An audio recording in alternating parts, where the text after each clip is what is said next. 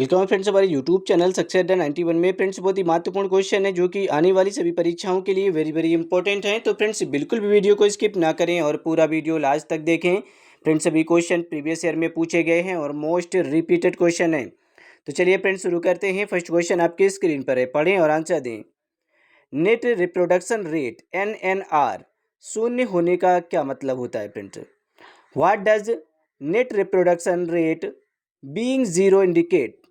बताएं फ्रेंड्स इसका मतलब क्या होता है? नेट रिप्रोडक्शन रेट शून्य हो जाने का मतलब क्या होता है? आंसर दें आप लोग, बताएं क्या होगा इसका राइट आंसर। जितना हो सके ज़्यादा से ज़्यादा आप लोग आंसर दिया करें फ्रेंड्स। तो देखिए फ्रेंड्स यहाँ पे ऑप्शन बी आपका राइट होगा, जनसंख्या स्थिर हो गई है।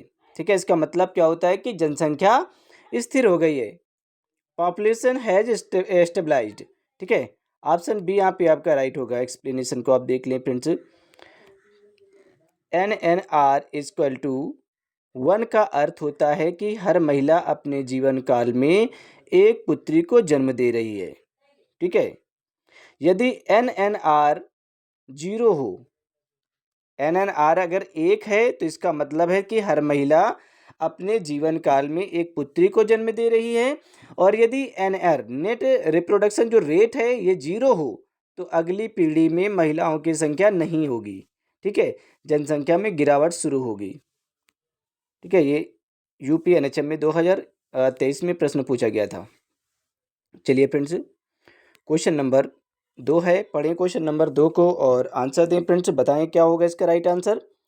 एपिडेमियोलॉजी में होस्ट का क्या अर्थ होता है?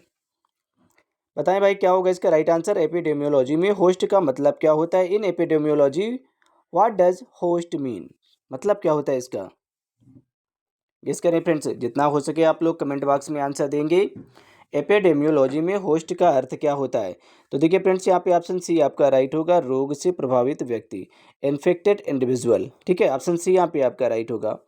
चलिए यहाँ पे एक्सप्लेन को देख लें कि होस्ट वह जीव होता है जो रोगजनक अर्थात पैथोजन को अपने अंदर आश्रय देता है और बीमारी से प्रभावित होता है।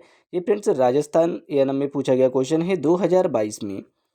चलिए फ्रेंड्स क्वेश्चन नंबर 3, पढ़ें क्वेश्चन नंबर 3 को और आंसर दें कि टीबी के प्राथमिक निदान के लिए कौन सी जांच सर्वाधिक उपयुक्त होती है? गेस करें फ्रेंड्स क्या होगा इसका राइट आंसर। आपने पढ़ा होगा, बहुत ही सिंपल क्वेश्चन है कि which test is most appropriate for primary diagnosis of TB? TB के निदान के लिए, टीबी के प्राथमिक निदान के लिए फ्रेंड्स कौन सी जांच आवश्यक होती है या सर्वाधिक उपयुक्त होती है? तो फ्रेंड्स बलगम जांच, स्पुटम टेस्ट। ठीक है, ऑप्शन बी यहाँ पे आपका राइट होगा। एक्सप्लेन को आप देख लें कि राष्ट्रीय क्षय नियंत्रण कार्यक्रम NTEP, national tuberculosis elimination programme. ठीक है फ्रेंड्स, पहले इसका नाम था RNTCP, जो NTEP है जो फ्रेंड्स, ठीक है, इसका पहले नाम था RNTCP। इसका पहले नाम था revised national tuberculosis control programme. ठीक है, अभी भी नाम पूछ लिया जाता है कि RNTCP का पूरा नाम क्या होता है। अभी भी आ जाता है कि आप लोग कमेंट फ्रेंड्स फुल फॉर्म बताएं। ठीक है, फुल फॉर्म पूछ लिया जाता है RNTCP का। और इसी का जो नाम था फ्रेंड्स RNTCP, इसका नाम बदलकर इसमें NTEP कर दिया गया है, नेशनल ट्यूबरक्लोसिस एलिमिनेशन प्रोग्राम कर दिया गया। ठीक है, इसके अनुसार फ्रेंड्स 2 बलगम सैंपल की माइक्रोस्कोपी से टीबी का प्राथमिक निदान किया जाता है। ये MP NHM में 2023 में प्रश्न पूछा गया है ANM में। चलिए फ्रेंड्स क्वेश्चन नंबर यहाँ पे 4 है, पढ़ें और आंसर दें फ्रेंड्स। HbNC के तहत नवजात की कितनी बार गृह भ्रमण किया जाना चाहिए? Under HbNC how many home visit are made for a newborn? कितनी बार विजिट करना चाहिए? तो फ्रेंड्स 7 बार। ठीक है, ऑप्शन डी यहाँ पे आपका राइट होगा, 7 बार। एक्सप्लेनेशन को देख लें कि HbNC है क्या? ये होम बेस्ड न्यूबॉर्न केयर। ठीक है, HbNC का मतलब होता है होम बेस्ड न्यूबॉर्न केयर के तहत आशा कार्यकर्ता जो है ये जन्म के पहले से लेकर 42 दिन तक कुल 7 बार घर आकर देखभाल करती है। ये फ्रेंड्स छत्तीसगढ़ ANM में पूछा गया क्वेश्चन है 2023 में। फ्रेंड्स कोई भी कैंडिडेट जो कि ऑनलाइन क्लास लेना चाहता है तो हमारे इस नंबर पे कांटेक्ट कर सकता है, 79 85 47 30 42। ठीक है, आप इस नंबर पे कांटेक्ट करेंगे। यदि फ्रेंड्स आप पीडीएफ परचेज करना चाहते हैं तो भी आप हमारे इसी नंबर पे कांटेक्ट कर सकते हैं। हमारी जो पीडीएफ है वो आपको 199 में प्रोवाइड कर दी जाएंगी, 199 में, ठीक है। 199 में आपको पीडीएफ प्रोवाइड कर दी जाएंगी, जो कि फ्रेंड्स आपके एग्जाम के लिए बहुत ज़्यादा इंपॉर्टेंट रोल प्ले करेंगी। 450 प्लस पीडीएफ होंगी, 450 प्लस पीडीएफ होंगी, जो कि फ्रेंड्स हिंदी इंग्लिश दोनों भाषाओं में होंगी और विद एक्सप्लेनेशन के साथ में होंगी। यदि आप क्लास लेना चाहते हैं तो भी आप हमारे इसी नंबर पे कांटेक्ट करेंगे। चलिए फ्रेंड्स, 5 नंबर क्वेश्चन है कि किस प्रकार की संक्रामकता सबसे तीव्र होती है। Which type of infectivity is the most severe. बताएं भाई क्या होगा इसका राइट आंसर। आप लोग पढ़ें और आंसर दें। सभी क्वेश्चन रिपीटेड हैं और कई बार पूछे गए हैं, तो जितना हो सके आप लोग कमेंट बॉक्स में आंसर देने की कोशिश करें फ्रेंड्स।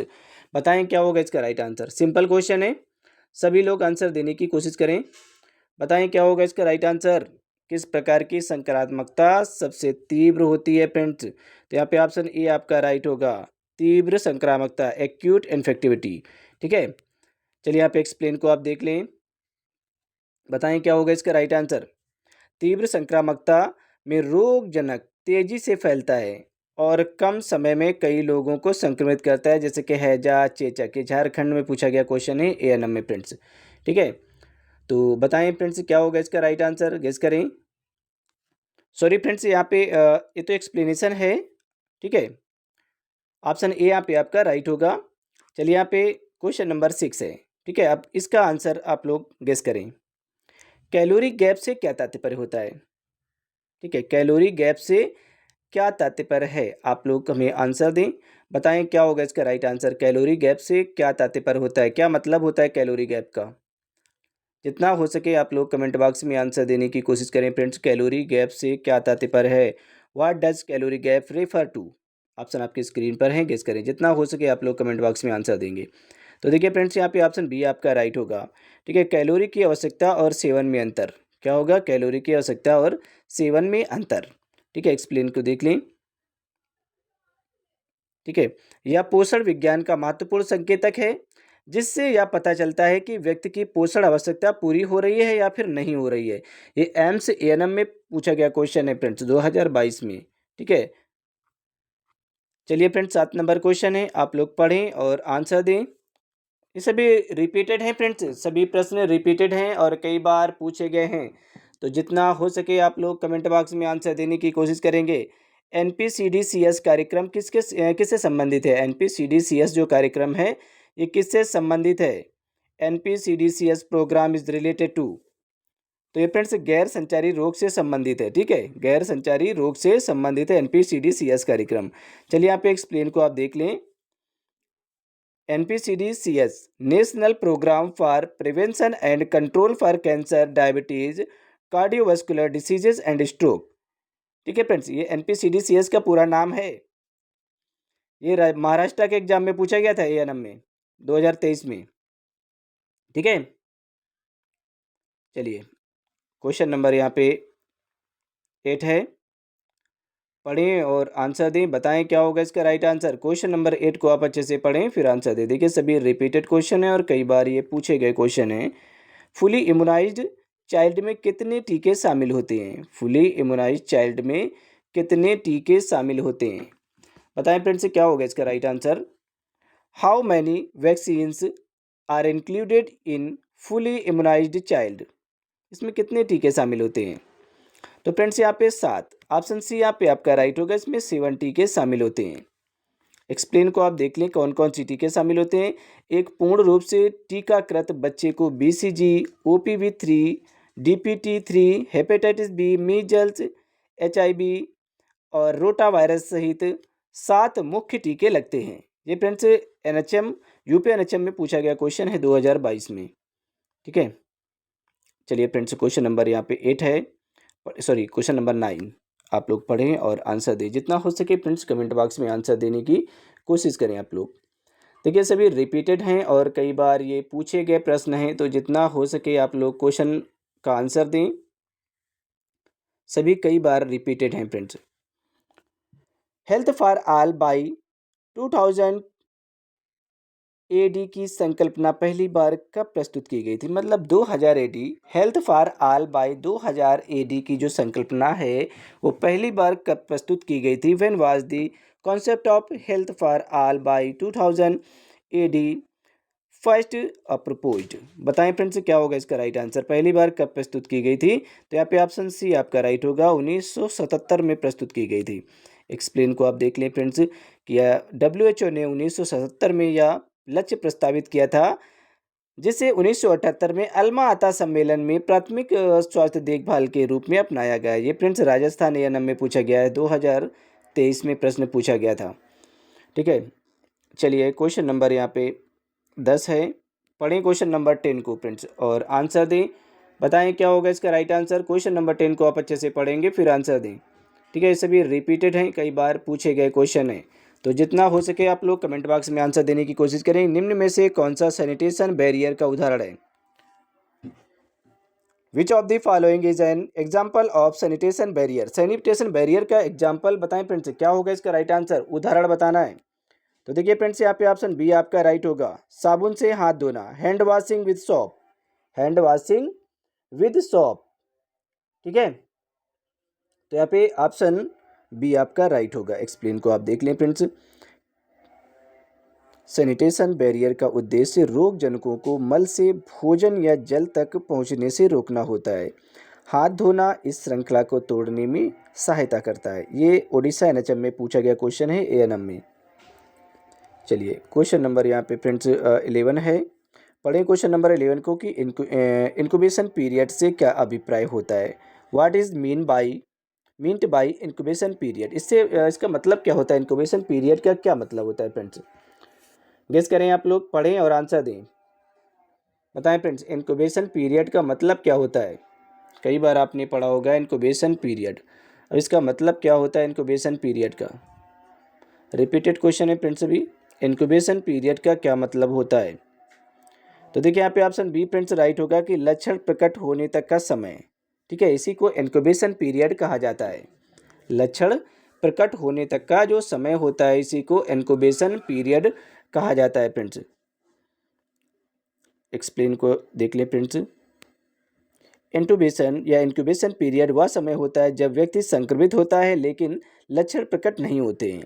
यह रोग के फैलाव और नियंत्रण के लिए अत्यंत महत्वपूर्ण होता है। ये एनएचएम 2022 में प्रश्न पूछा गया एमपी में, एएनएम में। चलिए फ्रेंड्स क्वेश्चन नंबर यहाँ पे 12 है। पढ़ें और आंसर दें। क्वेश्चन नंबर 12 को IMNCI में आई का सही अर्थ क्या होता है? बताएं क्या मतलब है इसका? IMNCI में आई का सही मतलब क्या होता है? तो ये फ्रेंड्स इंटीग्रेटेड होता है। ठीक है, ऑप्शन बी यहाँ पे आपका राइट होगा, इंटीग्रेटेड। चलिए यहाँ पे एक्सप्लेन को आप देख लें। IMNCI का मतलब, इसका पूरा नाम पूछ लिया जाता है क्योंकि इसका कई बार फ्रेंड्स ये पूछा भी गया है। IMNCI का पूरा नाम क्या होता है? तो integrated management of neonatal and childhood illness होता है। ठीक है, यह शिशु और बाल्यकालीन बीमारियों की संयुक्त देखभाल का एक कार्यक्रम होता है। ये छत्तीसगढ़ में पूछा गया क्वेश्चन है 2023 में फ्रेंड्स। ठीक है, एएनएम में। चलिए क्वेश्चन नंबर 13 है, 13 नंबर क्वेश्चन है, आप लोग पढ़ें और आंसर दें। 13 नंबर क्वेश्चन को अच्छे से पढ़ें कि जनगणना के अनुसार निर्भरशील जनसंख्या कौन होती है? जनगणना के अनुसार फ्रेंड्स निर्भरशील जनसंख्या कौन होती है? According to census who are the dependent population कौन सी होती है फ्रेंड्स? तो यहाँ पे ऑप्शन सी आपका राइट होगा, 0 से 14 वर्ष और 60 वर्ष, 60 प्लस आयु वर्ग के लोग। ठीक है, 60 वर्ष से अधिक आयु के लोग, 0 से 14 वर्ष और 60 वर्ष से अधिक आयु के लोग फ्रेंड्स क्या होते हैं? ये निर्भरशील होते हैं। ठीक है, एक्सप्लेन को देख लें फ्रेंड्स कि यह वे लोग होते हैं फ्रेंड्स, ये वे लोग होते हैं जो आमतौर पर आर्थिक रूप से निर्भर माने जाते हैं। इनका अनुपात निर्भरता अनुपात कहलाता है। ये बिहार में पूछा गया क्वेश्चन है, एएनएम में। चलिए क्वेश्चन नंबर 14 है, 14 नंबर क्वेश्चन है, आप लोग पढ़ें और आंसर दें फ्रेंड्स कि राष्ट्रीय ग्रामीण स्वास्थ्य मिशन कब शुरू किया गया था? When was national rural health mission NRHM launched? ये कब लॉन्च किया गया था? तो आप सभी को पता है कि 2005 में NRHM को लॉन्च किया गया था। नेशनल हेल्थ मिशन को 2005 में लॉन्च किया गया था। NRHM की शुरुआत 2005 में भारत सरकार ने ग्रामीण क्षेत्रों में स्वास्थ्य सेवाओं को मजबूत करने के उद्देश्य से की थी। ठीक है, UPNHM में प्रश्न पूछा गया था फ्रेंड्स ये। ठीक है, 2023 में। फ्रेंड्स, कोई भी कैंडिडेट जो कि ऑनलाइन क्लास लेना चाहता है तो हमारे इस नंबर पे कांटेक्ट कर सकता है 79 85 47 30 42। ठीक है, आप इस नंबर पे कांटेक्ट करेंगे। और यदि आप पीडीएफ परचेज करना चाहते हैं तो भी आप हमारे इसी नंबर पे कांटेक्ट कर सकते हैं। ठीक है, हमारी जो पीडीएफ है फ्रेंड्स वो आपको 199 रुपये में प्रोवाइड कर दी जाएंगी, जो कि फ्रेंड्स आपके एग्जाम के लिए बहुत ज़्यादा महत्वपूर्ण रोल प्ले करेंगी। 450 प्लस पीडीएफ होंगी जो कि फ्रेंड्स बहुत ज़्यादा इंपॉर्टेंट रोल प्ले करेंगी और हिंदी इंग्लिश दोनों भाषाओं में होंगी और विद एक्सप्लेनेशन के साथ में। चलिए क्वेश्चन नंबर 15 है, पढ़ें क्वेश्चन नंबर 15 को। निम्नलिखित में से कौन प्राथमिक स्वास्थ्य देखभाल का सिद्धांत नहीं है? Which of the following is not a principle of primary health care? पढ़ें और आंसर दें फ्रेंड्स, बताएं क्या होगा इसका राइट आंसर। अच्छे से पढ़ लें फिर आंसर दें। ठीक है, तो देखिए फ्रेंड्स यहाँ पे ऑप्शन सी आपका राइट होगा, जटिल तकनीक, कॉम्प्लेक्स टेक्नोलॉजी। ठीक है, एक्सप्लेन को आप देख लें। प्राथमिक स्वास्थ्य देखभाल सरल, सस्ती व समुदाय केंद्रित होती है। इसमें सुलभ व उपयुक्त तकनीकी का उपयोग किया जाता है, न कि जटिल तकनीकी का। ये राजस्थान में प्रश्न पूछा गया था एएनएम में। चलिए क्वेश्चन नंबर यहाँ पे 16 है, पढ़ें क्वेश्चन नंबर 16 को फ्रेंड्स। 16 नंबर क्वेश्चन है, आप अच्छे से पढ़ें और आंसर दें कि सब सेंटर पर कार्यरत प्रमुख स्वास्थ्य कार्यकर्ता कौन होता है? Who is the main health worker at a sub centre? Sub centre पर कार्यरत प्रमुख हेल्थ वर्कर कौन सा होता है? बताएं फ्रेंड्स क्या होगा इसका राइट आंसर। जो सब सेंटर होता है क्या होता है फ्रेंड्स? एएनएम होता है। ठीक है, एएनएम होती है यहाँ पे। ऑप्शन ए आपका ऑप्शन सी राइट होगा। ठीक है, एएनएम। कई बार आपने पढ़ा होगा सब सेंटर के बारे में, मैंने बहुत अच्छे से पढ़ाया फ्रेंड्स। ठीक है, सब सेंटर पर कार्यरत मुख्य जो स्वास्थ्य कर्मचारी एएनएम होती है, जो मातृत्व, नवजात, टीकाकरण और परिवार कल्याण की सेवाएं प्रदान करती है। ये उड़ीसा एनएचएम में प्रश्न पूछा गया था। चलिए फ्रेंड्स 17 नंबर प्रश्न है, पढ़ें और आंसर दें क्वेश्चन नंबर 17 को। बताएं क्या होगा इसका राइट आंसर। जनसंख्या दृष्टिकोण से गोल्डन पीरियड का क्या मतलब होता है, क्या अर्थ होता है इसका? बताएं और आंसर दें। आप अच्छे से पढ़ लें फिर आंसर दें फ्रेंड्स की जनसंख्या दृष्टिकोण से गोल्डन पीरियड का क्या मतलब होता है। What does golden period signify in public health? बताएं भाई क्या होगा इसका राइट आंसर। आप लोग अच्छे से पढ़ें फिर आंसर दें क्योंकि सभी रिपीटेड क्वेश्चन है। तो यहाँ पे ऑप्शन सी आपका राइट होगा, दुर्घटना के बाद प्रथम का जो पहला 1 घंटा होता है फ्रेंड्स। ठीक है, फर्स्ट आवर आफ्टर ट्रॉमा, दुर्घटना के बाद प्रथम 1 घंटा। ठीक है, एक्सप्लेन को देख लें फ्रेंड्स। यह समय सबसे महत्वपूर्ण होता है जब त्वरित चिकित्सकीय सहायता जीवन बचा सकती है, विशेषकर सड़क दुर्घटनाओं में। ये झारखंड में पूछा गया प्रश्न है एएनएम में। ठीक है, चलिए क्वेश्चन नंबर यहाँ पे 18 है, पढ़ें क्वेश्चन नंबर 18 को। बताएं क्या होगा इसका राइट आंसर। क्वेश्चन नंबर 18 को आप लोग पढ़ें और आंसर दें फ्रेंड्स की आशा कार्यकर्ता का कार्य क्षेत्र कितने जनसंख्या के लिए होता है फ्रेंड्स? एक ग्रामीण क्षेत्र में की बात की जा रही है। आपने फ्रेंड्स पढ़ा था अच्छे से क्वेश्चन। ठीक है, आंसर दें आप लोग कि जो आशा कार्यकर्ता है, ठीक है, वो कितने क्षेत्र के लिए फ्रेंड्स होती है। What is the population coverage area of Asha worker in rural areas? कितने क्षेत्र को कवर करती है एक आशा कार्यकर्ता? तो देखिए फ्रेंड्स यहाँ पे ऑप्शन आपकी बी राइट होगा, 1000 पॉपुलेशन को। ठीक है, 1000 पॉपुलेशन को कवर करती है। एक्सप्लेन को आप देख लें कि ग्रामीण क्षेत्र में एक आशा कार्यकर्ता लगभग 1000 लोगों के लिए नामित की जाती है, विशेषकर जनजाति क्षेत्रों में यह संख्या कम होती है, ये 500 होती है करीब। एमपी एनएचएम में प्रश्न पूछा गया था एएनएम में फ्रेंड्स। चलिए फ्रेंड्स क्वेश्चन नंबर यहाँ पे 19 है, पढ़ें क्वेश्चन नंबर 19 को। अनमेट नीड शब्द किससे संबंधित है?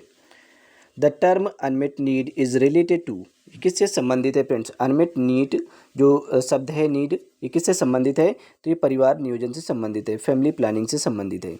ठीक है, एक्सप्लेन को यहाँ पे देख लें फ्रेंड्स कि अनमेट नीड उन महिलाओं की संख्या को दर्शाता है जो परिवार नियोजन चाहती हैं लेकिन कोई साधन उपयोग नहीं कर रही है। यह जनसंख्या नीति में सुधार के लिए एक संकेतक होता है। ये एनएचएम यूपी एनएचएम में पूछा गया क्वेश्चन है। चलिए फ्रेंड्स क्वेश्चन नंबर 20 है, आप लोग पढ़ें और आंसर दें। देखिए बहुत ही सिंपल क्वेश्चन है कि बीसीसी का पूरा नाम क्या है?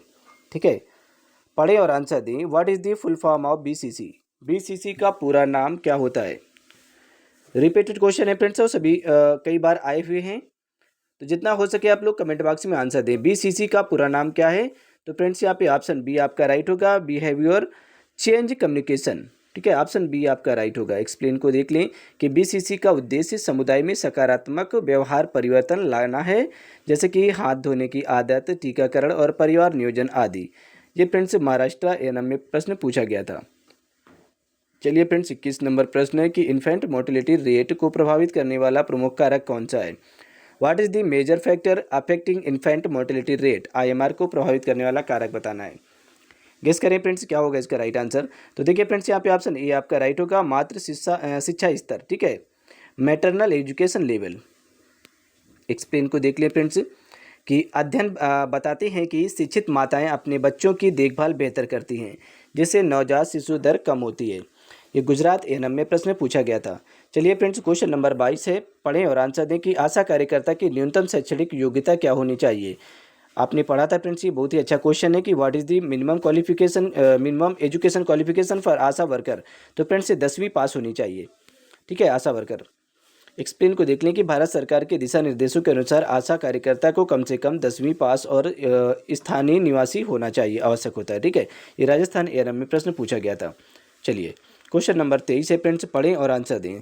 सभी देखिए रिपीटेड क्वेश्चन है, जितना हो सके आप लोग कमेंट बॉक्स में आंसर दें कि प्राथमिक स्वास्थ्य केंद्र पीएचसी में 24/7 सेवाओं के लिए कितने बेड निर्धारित किए जाते हैं। How many beds are allotted in a PHC for 24/7 services. बताएं भाई क्या होगा इसका राइट आंसर। तो देखिए यहाँ पे ऑप्शन बी फ्रेंड्स आपका राइट होगा। ठीक है, 4। एक्सप्लेन को आप देख लें कि 24/7। ठीक है, 24/7 पीएचसी प्राइमरी हेल्थ सेंटर को 4 बेड की व्यवस्था के साथ संचालित किया जाता है, ताकि सामान्य प्रसव जैसी सेवाएं दी जा सकें। ये कर्नाटका एएनएम में प्रश्न पूछा गया है। चलिए फ्रेंड 24 नंबर क्वेश्चन है, आप लोग पढ़ें और आंसर दें। ठीक है, जन्म के तुरंत बाद शिशु को स्तनपान कब कराना चाहिए। सभी को पता है फ्रेंड्स कि when should breast feeding be initiated after birth. ये लगभग 1 घंटे के अंदर फ्रेंड। ठीक है, विदिन 1 आवर्स, 1 घंटे के अंदर ब्रेस्ट फीडिंग करना चाहिए। WHO के अनुसार शिशु को जन्म के 1 घंटे के भीतर माँ का पहला दूध कोलेस्ट्रम देना चाहिए, क्योंकि यह प्रतिरक्षा बढ़ाता है, इम्यून सिस्टम को बढ़ाता है। NHM 2022 में प्रश्न पूछा गया है यूपी में।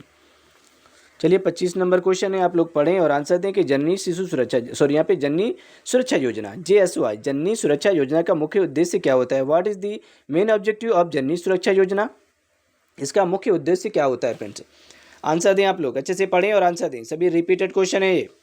तो देखिए यहाँ पे ऑप्शन बी आपका राइट होगा, सुरक्षित प्रसव को बढ़ावा देना, प्रोमोट सेफ डिलीवरी।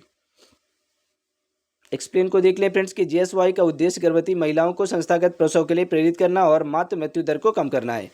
ये फ्रेंड्स बिहार में प्रश्न पूछा गया था एएनएम में। चलिए 27 नंबर क्वेश्चन है फ्रेंड्स कि परिवार नियोजन में स्पेसिंग मेथड का उदाहरण क्या होता है। Which is an example of a spacing method in family planning. Guess करें फ्रेंड्स क्या होगा इसका राइट आंसर। तो देखिए फ्रेंड्स यहाँ पे ऑप्शन बी आपका राइट होगा। ठीक है, कॉन्डोम। चलिए यहाँ पे एक्सप्लेन को देख लें कि स्पेसिंग मेथड वे होते हैं जो संतान के बीच का अंतर बनाए रखने में सहायता करते हैं। ठीक है, सहायक होते हैं। कंडोम एक अस्थायी साधन है। ये 2023 में MP में प्रश्न पूछा गया था NHM में। चलिए फ्रेंड्स 27 नंबर क्वेश्चन है, पढ़ें और आंसर दें। सेंटिनेल सर्विलेंस शब्द किसका संकेतक है। सेंटिनेल सर्विलांस ये is an indicator of each system. Sentinel surveillance is an indicator of each system. तो फ्रेंड्स ये रोग निगरानी प्रणाली का सिस्टम है, disease surveillance system. Option C यहाँ पे आपका राइट होगा। एक्सप्लेनेशन को देख लें कि सेंटिनेल सर्विलांस में विशेष चुने गए केंद्रों से रोग के आंकड़े लिए जाते हैं, ताकि समय रहते महामारी की पहचान हो सके। ये महाराष्ट्र में पूछा गया क्वेश्चन है एएनएम में। चलिए 28 नंबर प्रश्न है फ्रेंड्स, पढ़ें और आंसर दें कि निम्न में से कौन सा संक्रामक रोग जलजनित वाटरबॉर्न है। Which of the following is a waterborne communication disease.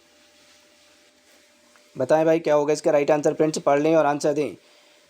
देखिए TB, डेंगू, हैजा, मलेरिया। तो यहाँ पे फ्रेंड्स क्या होगा, ऑप्शन सी आपका राइट होगा, हैजा। ये क्या है, वाटरबॉर्न डिसीज है। एक्सप्लेन को देख लें कि हैजा एक तीव्र डायरिया रोग है, जो कि दूषित जल या भोजन से होता है फ्रेंड्स, या पानी जनित बीमारी का प्रमुख कारण होता है। ये UP NHM में पूछा गया क्वेश्चन है। चलिए फ्रेंड्स 29 नंबर प्रश्न है, पढ़ें और आंसर दें कि बाल स्वास्थ्य कार्यक्रम में आरबीएसके का पूर्ण रूप क्या होता है। कई बार आपने पढ़ा होगा, सिंपल क्वेश्चन है, what is the full form of RBSK in child health programme. तो यहाँ पे फ्रेंड्स बहुत ही सिंपल क्वेश्चन है। ऑप्शन सी आपका राइट होगा, राष्ट्रीय बाल स्वास्थ्य कार्यक्रम होगा। ठीक है, ऑप्शन सी आपका राइट होगा। आरबीएसके का उद्देश्य 0 से 18 वर्ष के बच्चों में जन्मजात विकार, रोग, कमी और विकलांगता की पहचान और उपचार करना है। ये छत्तीसगढ़ में प्रश्न पूछा गया था एएनएम में। चलिए लास्ट क्वेश्चन है 30 नंबर क्वेश्चन है, आप इसे देख लें कि आशा कार्यकर्ता को किस प्रकार का प्रोत्साहन भुगतान मिलता है। What type of incentive does N Asha worker receive. ठीक है, what type of incentive does N Asha worker receive. तो देखिए फ्रेंड्स, यहाँ पे ऑप्शन बी आपका राइट होगा, प्रोत्साहन आधारित भुगतान मिलता है, performance based incentive. Option B यहाँ पे आपका राइट होगा। एक्सप्लेन को देख लें कि आशा कार्यकर्ता को विभिन्न सेवाओं जैसे कि संस्थागत प्रसव, टीकाकरण, परिवार नियोजन आदि पर आधारित प्रोत्साहन राशि दी जाती है। ये दिल्ली में प्रश्न पूछा गया था एएनएम में। तो फ्रेंड्स ये हमारा लास्ट क्वेश्चन है। अगर फ्रेंड्स आप क्लास लेना चाहते हैं तो हमारे इस नंबर पे कांटेक्ट कर सकते हैं, 79 85 47 30 42। ठीक है, आप इस नंबर पे कांटेक्ट करेंगे। फ्रेंड्स हमारी जो अगर आप पीडीएफ परचेज करना चाहते हैं तो भी आप हमारे इसी नंबर पे कांटेक्ट करेंगे। हमारी पीडीएफ आपको 199 रुपये में प्रोवाइड कर दी जाएंगी, जो कि फ्रेंड्स आपके एग्जाम के लिए बहुत ज़्यादा इंपॉर्टेंट रोल प्ले करेंगे। ठीक है फ्रेंड्स, 199 रुपये में हम आपको पीडीएफ प्रोवाइड कर देंगे, जो कि 450 प्लस पीडीएफ होंगी, 450 प्लस पीडीएफ होंगी, जो कि फ्रेंड्स बहुत ज़्यादा इंपॉर्टेंट रोल प्ले करेंगे। ये हिंदी इंग्लिश दोनों भाषाओं में होंगे, विद एक्सप्लेनेशन के साथ में होंगी। अगर क्लास लेना चाहते हैं तो भी फ्रेंड्स आप हमारे इसी नंबर पे कांटेक्ट कर सकते हैं। तो चलिए फ्रेंड्स मिलते हैं नेक्स्ट क्लास में, तब तक के लिए बाय बाय, टेक केयर।